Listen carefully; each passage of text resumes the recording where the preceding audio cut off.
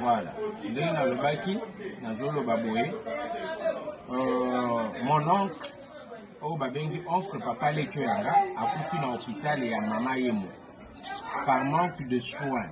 Mais assimilé parmi les gens qui sont morts dans corona, au moment où ce n'est pas vrai.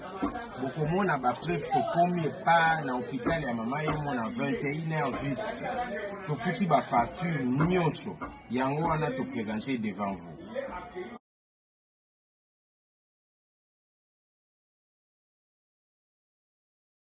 Après avoir fait la facture à 21h jusqu'à 22h passées, les autres traité mon côté. Donc, mais qui réclamé directement que comment vous autres traité papa au moment où vous souffrez, à la yewana vivant. Baboy ko traité, que si vous êtes bon, tout dans le centre et en corona, tout boy. Les bons, yango wana devant Bino. Après, sinon, tout comité 1h du matin. Pour se changer la docteur a lobby à coucher mbaïta na corona de loin à traiter que vidéo coutu yango wana bino moko bolanda. C'est pas un problème d'argent. On est à l'hôpital, vous remboursez l'argent. Je n'ai pas la protection. Comment ça vous touchez pas? Mais non, mais vous pouvez pas l'envoyer, je sais pas où. Vous allez l'envoyer où? Par quel moyen vous l'envoyez là-bas? Vous êtes venu ici par quel moyen? Non. Pourquoi vous voulez l'envoyer là-bas? Là où on était pour prendre le transport, venir à l'hôpital, l'argent, je n'ai pas, vous n'êtes pas censé payer l'argent.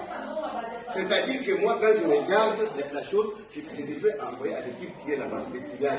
Non, on est passé par là. Mais c'est ça, vous m'avez fait partir. Je ne suis pas tout leur parler de ça.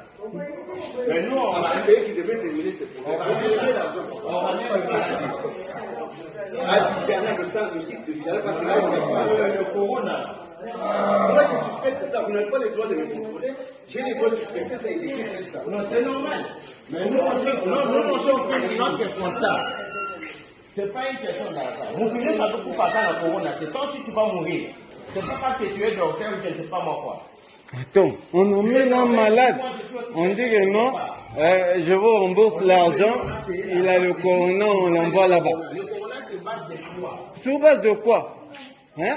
Vous n'avez même pas examiné. Basimbi était. Kamba le moko non, azana corona. Batinda ekuni. Akobela ba maladie nyoso. Oko age kusani. Bosimbi ata mutute, il a le corona. Quoi d'autre que ça?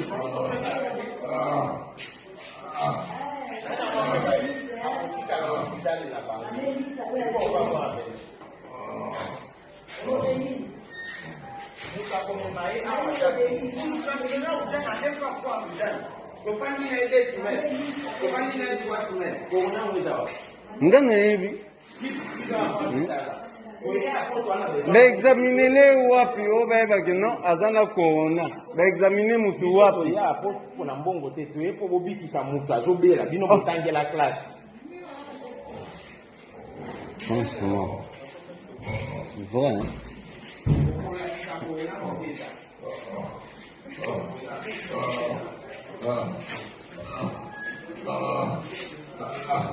Hein?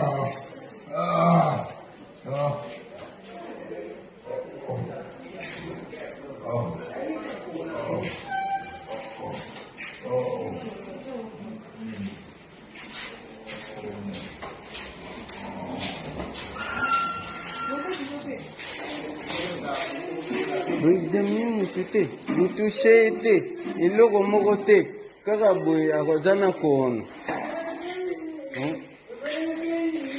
C'est pas possible.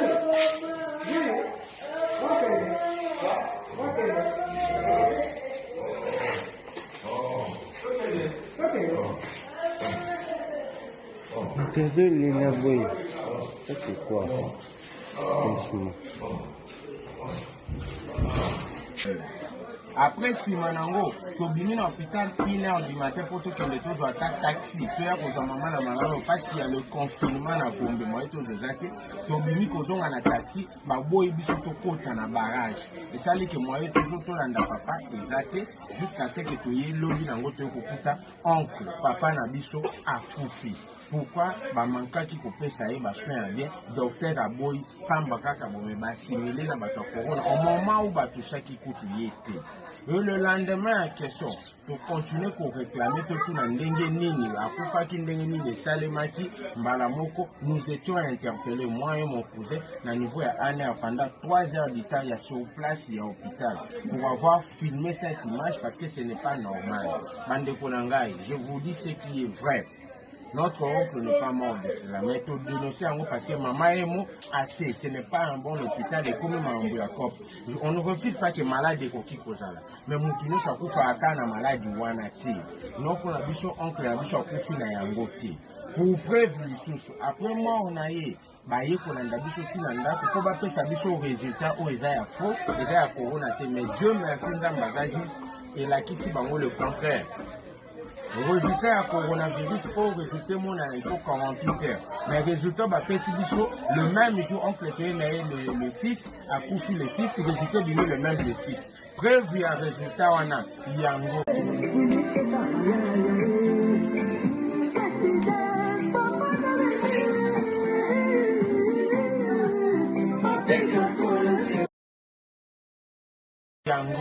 Ça voudrait dire quoi?